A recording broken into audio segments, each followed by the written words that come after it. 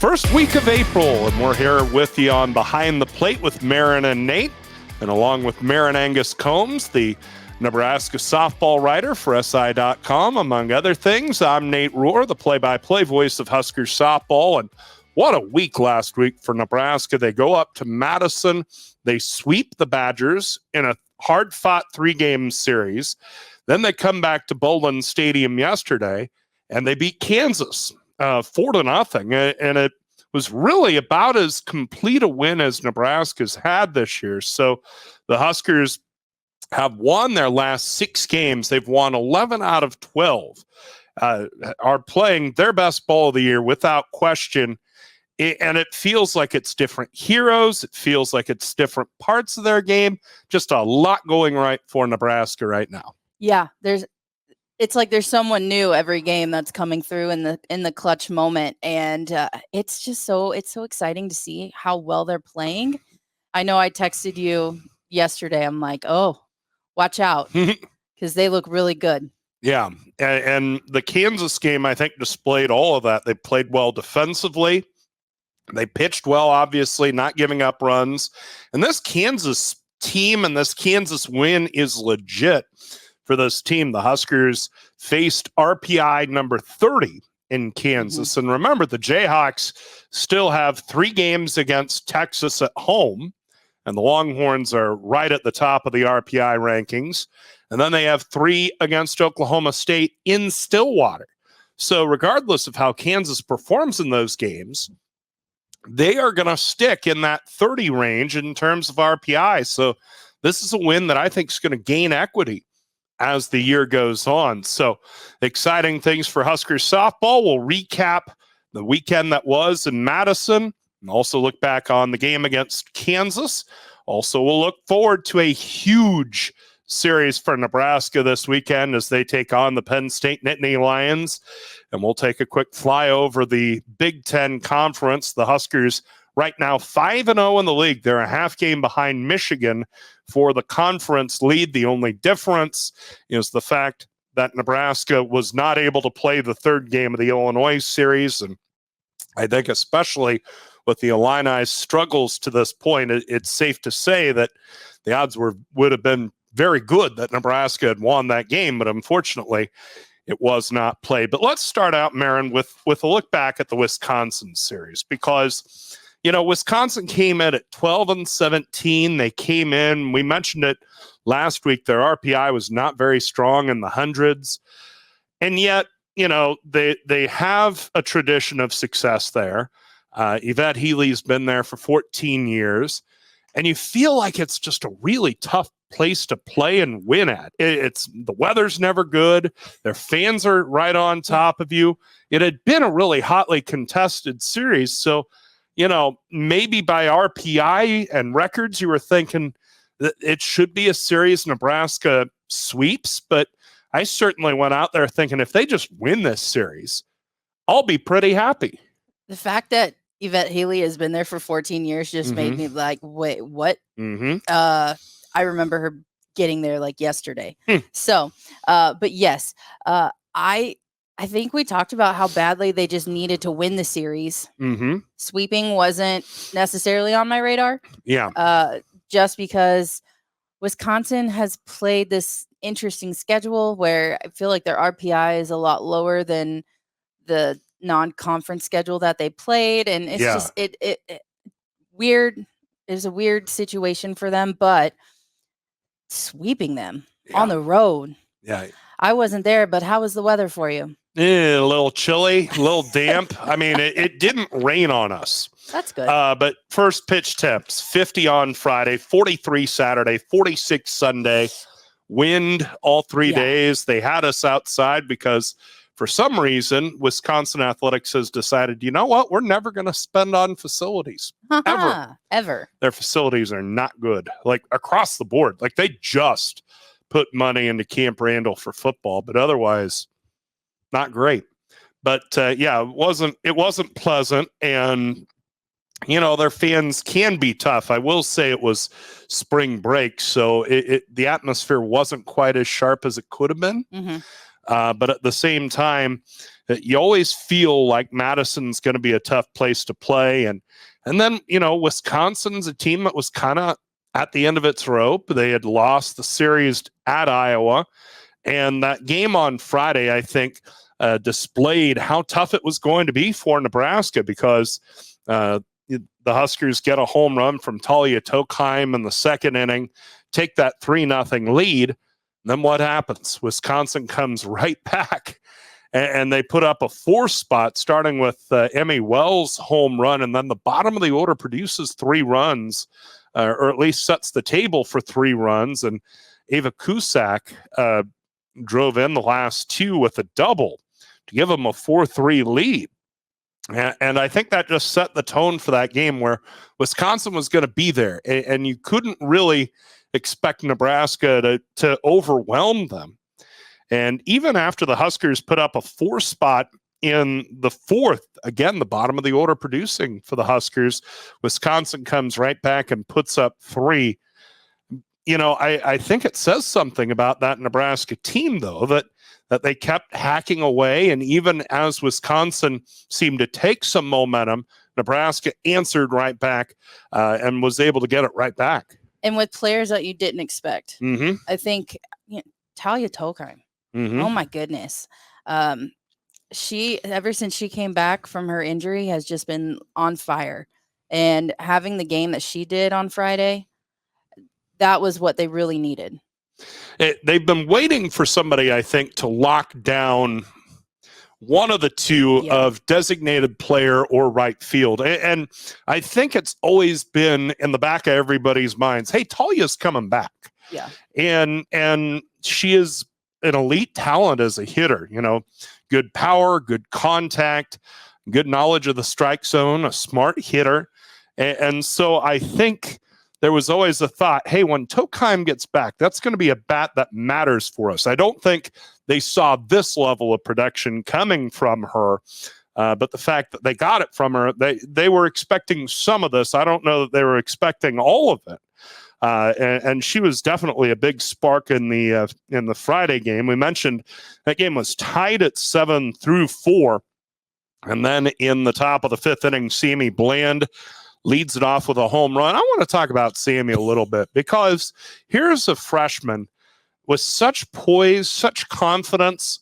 And one thing Maddie Fowler-Burkhart pointed out last night in our broadcast of the Kansas game, it just seems like Bland never gets cheated. Like she never takes a halfway swing. She might swing and miss, but she's at least confident enough to say, you know what, my eyes and my hands are telling me take a hack, so I'm going to take a hack. Yeah. And I'm looking at her stats right now, just because she's always been in the mix all season long, right? And in this sport, when you bat 300, you're considered a very good hitter. Mm-hmm. And she is over 300 as a freshman. Yeah. And she's hit in important spots in the lineup. It's not like she's in the bottom half of the lineup. She was toward the bottom half of the lineup early in the year, but I mean, she's hitting cleanup for this team right now. And she came up with a big home run that ultimately gave Nebraska the lead on Friday. NU tacked on another in the 5th. And then in the 7th, back-to-back home runs, Sydney Gray and Talia Tokheim. And I don't know what it is about Sydney. Maybe it's her. Maybe she's a little streaky and she's riding a hot streak. Or maybe this is just who she is at this point. And especially here in the stretch run of her senior year, it seems like she has elevated her level of play. She had a great weekend in Madison, and where she was maybe a little less consistent than you'd hope at the plate at the beginning of the year, she's there now. She is producing at an elite level for this team. She's completely locked in at this point. I mean, she's double-digit home runs right there with Billy. She's become a bat that you can't pitch around her. Mm-hmm.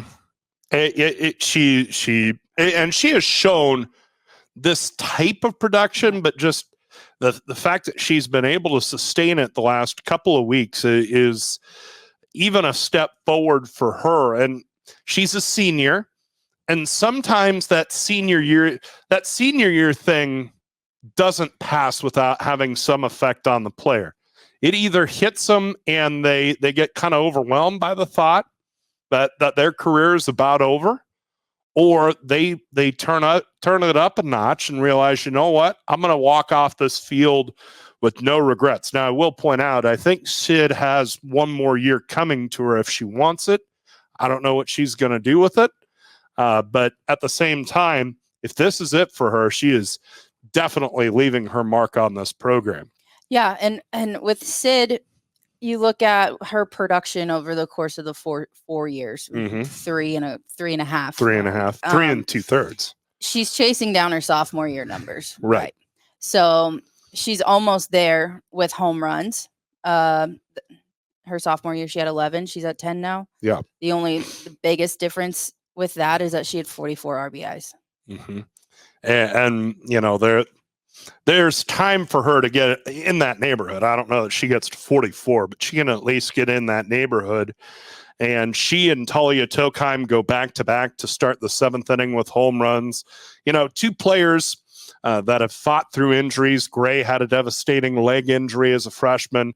We've talked about Talia's leg injury ad nauseum, but just so happy for those 2 guys and give them 2 runs of insurance. And Kaylin Kinney came out of the bullpen and pitched 4 one-hit shutout innings. And it's been kind of hard to figure with Kaylin because you don't know what you're going to get for her, or at least there have been times where you don't know what she's going to be able to provide for you out of the bullpen. And yet, after Sarah Harness got through 3 innings and allowed 11 hits and 7 runs, here comes Kinney, and she absolutely shuts down Wisconsin.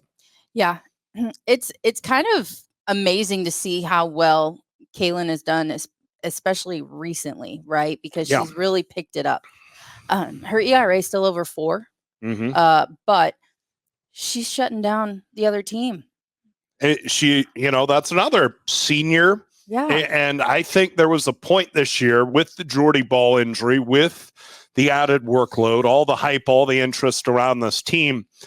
I think it overwhelmed her a little bit. And to her credit, she has found her way. She's fought through it. She's pitched through it. And as a result, I mean, she has a 5-game winning streak going plus a save. So in effect, basically a 6-game winning streak. She got the save against Kansas, pitching to a 2.67 ERA in that run. I mean, that'll play.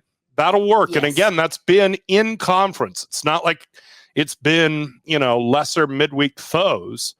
It's been in conference, and then the one out of conference was against Big 12 teams. So, you talk about a senior stepping up and finding her way. That's another one, and it's to her extreme credit. Yeah, and it's hard to find your way after missing an entire year, basically, going up against the teams that they went up against. Like, how are you supposed to figure out this new pitching staff and your new role when you're staring at top 10 ranked opponents? Right. So credit to the schedule maybe for preparing her for this moment, but whatever it is that flipped the switch for her is working. Yeah. I think the schedule was a lot for her. It was a lot for everybody on this team. I think it's fair to say, but you think of the degree of difficulty at the beginning of the year when you're dealing with one of the toughest schedules in the country and you're dealing with now being an ace. Remember, Kinney has, other than the couple of weeks last year, she had never been a top 2 pitching option. And she pitched fairly well, of course, at the beginning of last year, but that was because Courtney Wallace was the ace and Kinney was the number 2. And with Jordy Ball out, Kinney was in effect the ace. And it was a lot, I think, for her to process and work through, especially as you mentioned against the difficult schedule. But after struggling the first month of the year, she seemed to really turn a corner. And she was able to pitch 4 shutout innings against Wisconsin on Friday to close out the victory. Saturday was really a pretty similar game from the standpoint that Nebraska puts up 2 runs in the first. Wisconsin answers with a 2 spot in the bottom of the second. Both teams score a run in the third. Sydney Gray, an RBI single in the first, an RBI double in the third. Wisconsin answers with the single run in the third, and then the big 4-run inning. And again, it's Gray and Tokheim going back to back. And there have been times where this Nebraska lineup has felt top heavy, where it's Billy Andrews, Brooke Andrews, Bredwell, maybe a little Sammy Bland, and then the bottom half of the order, you're not going to get much. Mm-hmm. Well, here comes Sid Gray out of the 5 spot. Here's Tokheim in the 6 spot, doing big damage, going back to back, hitting home runs, not just singles, not just stringing stuff together, but doing it by themselves, hitting back to back home runs and really landing kind of the knockout blow in that game on Saturday to clinch a series win. I thought that was a huge deal. Yeah, and like you said, the top heavy lineup that doesn't win ball games like you want them to, because you can work with only 3 hitters in a lineup, but once you spread it out, it's really hard, especially as a pitcher. You're thinking, okay, if I can just get through these 3 batters, I can breathe and I can play a little bit. But now with the bottom of the lineup heating up, when a pitcher's looking at them, she's like, oh, they can hit too. When am I supposed to take a rest? Yeah, there are no easy points in this lineup. Really, 1 through 9, it's starting to become the lineup with the depth that I think we thought was there at the beginning of the year. And coming into the year, we looked at the experience that was there and said, you know what, this could be a really deep lineup. And again, because of the schedule and because of everything that was going on with this team at the beginning of the year with the Jordy Ball injury, I think there was just a lot of pressure on these guys to where it was all a little too much, and people were pressing and weren't able to put some things together offensively. That's not the case now. They are there. Yeah, and I think we talked about earlier on, Caitlin Kaneda really struggled early on, right? She's figured it out, and she's been in that. She looked comfortable in the 9 hole and being able to turn over the lineup for Billy. Right. I think that she's found her spot there. And it is so important with how Billy's hitting this year that they have runners on for her. Right. And as Rhonda Revelle often says, people question her about Billy Andrews being her leadoff hitter. And Rhonda Revelle says, well, there's only one point in the game where Billy Andrews is absolutely going to lead off. Now, she might come up as a leadoff hitter at one point or another during the game, but that could hit no matter where you are in the lineup. And so if you have somebody in Caitlin Kaneda producing in front of her, well, now those home runs are going for 2 and 3 runs instead of just solo shots. And that's been the story of the year offensively. But one other thing I want to talk about in Saturday's game, Emerson Cope. And we'll talk a little bit more about her when we review the Kansas game on Tuesday. But here's somebody who hadn't pitched in 3 weeks. A freshman working through a back injury, and yet she comes on the road and gets you through an inning and a third, and gives up 2 runs. But I think even in an outing that was kind of short, she just has a confidence about her. I've been really surprised. Her stuff is not overwhelming. She doesn't throw that hard. The changeup's okay. Spins okay, but I think she has a mentality and a confidence about her that belies her abilities, and I think it serves her well. Yeah, that's part of it. You can look across the board at just about any pitcher in the country. If they're confident and they patrol that circle like it's theirs and that they're in control of the situation, that says a lot. And it kind of spreads out. It's contagious, right? When your pitcher's confident in their stuff, whether it's great, okay, horrible, as long as they're confident, the defense is going to play well behind her. Yeah, it's just a pervasive confidence. Once your pitcher believes, you believe. And though Nebraska's pitching has been a little up and down this year, it felt like they were at least able to get the big outs that they needed to get in that game against Wisconsin on Saturday. And really notable in that game, the clutch aspect for Nebraska, where they've seemed to struggle in that respect this year. In the Saturday game, runners on base, Nebraska hit 4 for 14, Wisconsin 6 for 24. So basically a wash. A little better for Nebraska. Runners in scoring position, Nebraska 3 for 7, Wisconsin 1 for 15. Just unbelievable. And then with 2 outs, Nebraska 5 for 12, Wisconsin 1 for 8. That game on Saturday, those pitchers just were living in jams. I mean, they give up leadoff runners in each of the first 5 innings. So for 5 innings, you're pitching with somebody on base. And yet they held Wisconsin to 3 runs. And I think that just speaks to the larger idea around this team.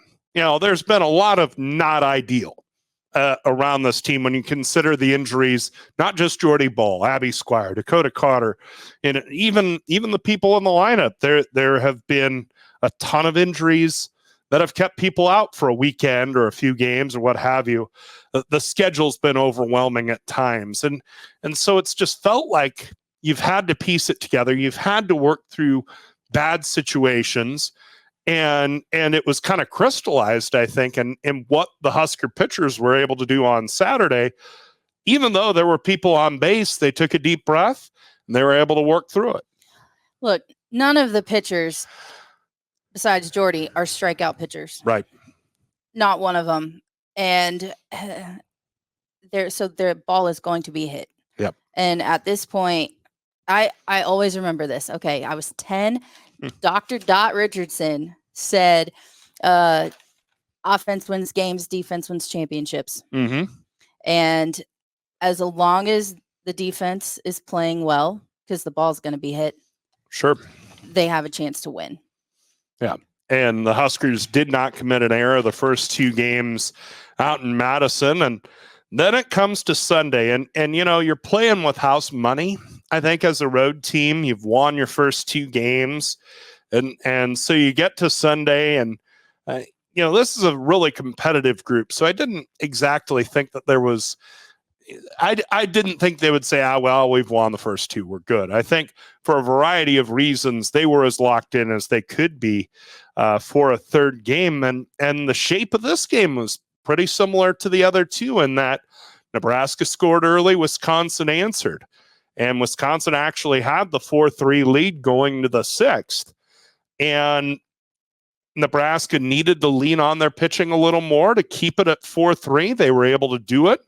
And then they get the leadoff triple from Billy Andrews. Billy had an okay weekend, but not a huge weekend.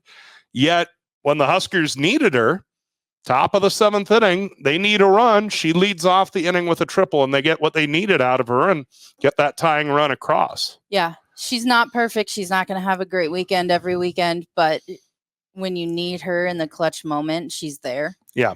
And yeah, she had 2 hits that day. Yeah. Well, and then the other hit set up the go-ahead run in the top of the 9th inning, and Brooke came through with an RBI double. And, you know, lest anybody think last year was a fluke for her, I think it's pretty clear that she is a great player in her own right. And she's really emerged as somebody that should be getting not just all Big Ten talk. I mean, beyond that's probably a little much. The numbers aren't quite there for All-America, but boy, has she been important for this team as kind of that second bat to take it from Billy to Brooke and then spread it out from the lineup from there. Yeah, and earlier this season, Rhonda didn't know what she was going to do with Brooke. She fluctuated throughout the lineup. I think she was at 8 at one point. She's hitting cleanup at another point. But that 2-hole and having Billy and Brooke back to back just seems to work like magic. Yeah. I mean, just 2 people you have to deal with. And then, of course, Ava Breadwell right behind them. And she turned in a 2-double day in the Sunday victory. So she was important, too, in that spot in the order. Huskers win game 3, 5-4. They clinch the sweep. And they head back to Lincoln at 5-0 in the Big Ten. I want to talk a little bit about last night's game. Nebraska and Kansas at Bowlin Stadium. This is a KU team. Yeah, they got swept and hammered by Oklahoma, but who isn't these days? Louisiana. Yeah. And even Louisiana got one, I mean, the fact of the matter is that OU has shown themselves to be the top team in college softball. We'll get a little more evidence to or against that this weekend against Texas, but they're your favorite. They're your clubhouse favorite. So forget what happened there to Kansas. I mean, they've beaten Baylor. They swept Baylor. They beat Texas A&M. And this is a young Kansas team that's winning for the first time, I think, in some time. I mean, they haven't been over 500 under Jennifer McFalls, who's in her 6th year at KU. They really haven't been much of a contender, for a decade. And yet here they are. They're getting a lot of regional buzz. And they're young enough to where I think Kansas, this crop of Jayhawks is sitting there thinking, you know what, that we are this good. We do deserve all this. And so it wasn't like they were coming up here to Bowlin Stadium intimidated. And there again, Emerson Cope throws for Nebraska, and Emerson threw the game of her life. She throws 4 1/3 innings, allows 5 hits, no runs, no walks, no strikeouts. But Emerson did what she does, and she allowed some fly balls that got hit hard, and the wind knocked them down. And the Huskers were fortunate that it was that windy, but at the same time, Cope came out, pitched her game, was able to hold Kansas down offensively. Yeah, and Kansas, it's so weird to be talking about Kansas as a top opponent, right? Because I think when we look at the schedule going forward, you have to circle this game. Right. And this could be the game that changes the course of the season for them, because it already helped them in the RPI. And if Kansas, there's no way they're going to get knocked down that many spots with the rest of their schedule. Right. Well, you look at it, Nebraska going into the game last night was RPI number 56. They win last night, RPI number 47. Yeah. 9 spots. Yeah. 9 spots. And to your point, Maren, so this win turns up their RPI. The Huskers get 3 chances against Penn State, RPI number 28 in their building. So, this week really could be a turning point week for Nebraska softball to go from a team that has no regional buzz right now to a team that does. And we were talking about an article put out by D1 Softball before we came on the air. They are projecting just 2 Big Ten teams making it into regionals at Penn State and Michigan. Well, you get a shot at Penn State this week, and 2 weeks later, you get a shot at Michigan. And so this Nebraska team has a lot of its own fate in its hands and chances to take care of getting the regionals by themselves with no help, just what they do on the field. And that game last night, I think, was critical in that pursuit. Yeah, and the fact that they have the control, right? They control their own destiny at this point. And we look at the RPI. Michigan is below Nebraska right now. Michigan is 53rd. So right now, if we were to base it off of that, Michigan's on the bubble. Yep.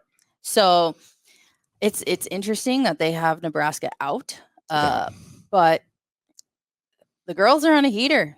Now they have belief. I think they're building confidence through this winning streak. And really last night was about as complete a game as I think Nebraska's played. Played airtight defensively after Emerson Cope pitched well, 5 hits allowed, no runs in 4 1/3 innings. Kaylin Kinney comes out of the bullpen, throws 2 2/3 and allows 1 hit, but that's it. Brooke Andrews with 3 hits. And Billy, always trying to overshadow Brooke, hits a home run in the 6th to put the icing on the cake. But just a lot to like for what the Huskers did last night. And it sets the stage for a huge conference series between Nebraska and Penn State. And the Huskers, as we mentioned, 2nd place in the Big Ten, a half game behind Michigan. Penn State, just a half game behind the Huskers, tied for third at 5-1. And this is a Nittany Lion team that when we were talking about them at the beginning of the year and non-conference, I was reluctant to buy in because they lost so much from last year's team. They lost Bailey Partial, their great pitcher from last year. That's a program that's still trying to find its footing under Clarissa Crowell, and yet here they are. They're 26-7 overall. They're 5-1 in the conference, and they really seem to have found something. The pitching staff's great. Bridget Nemeth has had a great year so far. They're getting enough offense. This is a Penn State team that's going to present some real challenges for Nebraska.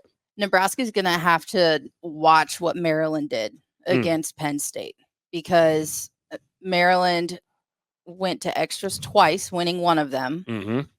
And then they didn't. And then Penn State ended up winning the series with a 9-6 win in 7 innings. But for Maryland to take them to extras twice. And let's not forget that Maryland also has the pitcher of the week despite losing the series. Yeah, the Terps put together a pretty good showing against Penn State. The Nittany Lions right now have 6 of their regulars hitting over 300. That's far better lineup depth than I thought they'd have. Gabby Garcia leads the way, a 373 average, 5 homers, 28 RBI, but just a deep, solid lineup. Not quite as much power as maybe you would want for a team of Penn State's caliber, but still a lot of pesky outs 1 through 9 to where this Husker pitching staff is going to be challenged in a big way. Yeah, multiple players with home runs, a lot of RBIs. Yep. So they're able to pass the bat up and down, and the home run numbers they don't pop out, but they do hit a lot of doubles. Yep. And if the wind is blowing, crazy stuff happens. They average around a little over 5 runs a game, while they pitch to a 2.81 team ERA. So it's going to be a terrific series this week at Bowlin Stadium, a big challenge for Nebraska. And I think this series is going to have a whole lot to say about Nebraska's regional hopes and also Nebraska's possibilities in terms of a Big Ten regular season championship. Yeah, if they're able to get a series win, that's just going 2-1. I really do think that Nebraska goes from being outside looking in to maybe one of the last 4 in, and or better. But I think this weekend is where it counts and it matters, and they need to be ready to play. Yeah, they're going to get challenged in a big way by Penn State, but I think it's going to be a terrific series at Bowlin Stadium. Really a great weekend in the Big Ten. You've got another sorting hat sort of series at Sharon J. Drysdale Field in Evanston. Who gave Michigan their bats back? I don't know. Yeah, that offense has really turned a corner. Michigan out to a 6-0 start. They hammered Indiana last weekend in Bloomington, and all of a sudden this Wolverine team has found its way. And I mean, they lead the conference. They've swept Indiana. They get their shot at the defending conference champs Northwestern. The Cats are tied for third with Penn State at 5-1. So you're going to have some sorting done in the Nebraska-Penn State series, and it's also going to happen up in Evanston between Michigan and Northwestern. That's going to be an awesome series. Except these 2 teams are the best 2 pitching staffs in the conference. Right. So the runs are going to be at a minimum. Yeah. Oh, it's going to be tight. It's going to be hotly contested. I'm excited to see the results from Evanston. And it also serves as something of a preview for what Nebraska has ahead. They're at Rutgers next weekend, which will be a challenge, but I think a series Nebraska would be favored in. Then they are at Michigan. Then they host Northwestern. So it really is a big stretch for Nebraska softball right now. The series in Evanston is just going to be phenomenal, and it's 2 traditional powers in the Big Ten really the dominant program over the long view of the Big Ten against the most dominant team the last 5 years. It's just going to be phenomenal. The other series in the Big Ten Conference, not quite as much juice, but that's okay. But I mean, hey, you've got the top 4 teams playing against each other. A lot of the spotlight, a lot of the interest is going to be centered in those 2 series. But the other action in the Big Ten Conference, Wisconsin is at Rutgers. You know, we're waiting to find out on Rutgers. They're 3-3 in the league, played a fairly weak non-conference schedule and succeeded against it. They've been competitive in the Big Ten, but I'm not, I need to see more from them if I'm going to see them as a contender. And they're going to have to dominate this series against Wisconsin if indeed they are a contender. I don't know if they are. I mean, I know they're only 3-3. I know it's early in the conference season. However, I just don't see Rutgers getting to. They're not going to be a top 4 Big Ten team. Okay, that I can guarantee you, and they're not going to make the NCAA tournament. Their RPI is 94 right now. It's unless they make an astonishing run in the Big Ten tournament, it's not happening. I would agree with the second. It'll be interesting to see how they stack up against Wisconsin. The Huskers have Rutgers in beautiful Piscataway, New Jersey. That's a long trip for you. Yeah. Not a big fan of that facility. If Jersey Mike and Tony Soprano could steer some money to the Rutgers softball program so they could put up a treehouse press box like they have at Class C softball fields here in the state of Nebraska, that'd be just ducky. I hear you're getting good money from the Big Ten Conference and the TV contracts. Just saying. Do you travel with like a space heater for that? No. You know what? That's a great idea. They've got us basically just sitting out there. And hey, the Rutgers people apologized. Like they said, our setup's not great. So I appreciate at least their self-awareness there. But come on, guys. You've been cashing Big Ten checks for a decade. You've got money for better than that. Interesting series. Rare do we say an interesting series involving Michigan State. Rare do we have a series where they have an opponent below them in the conference standings. That opponent, Indiana. What in the world is going on with the Hoosiers? They dropped that far? They are 0-6 in the league. I knew that much, but holy. Michigan State's 1-5. MSU is in a tie for 11th. Wow. With Wisconsin. Indiana is 0-6. They're in the cellar. They're a half game behind Illinois. Yeah. Wow. I didn't know if Indiana could win the Big Ten title without Taryn Kern, but in 1,000 years, I wouldn't have said that Indiana would be sitting there at 0-6.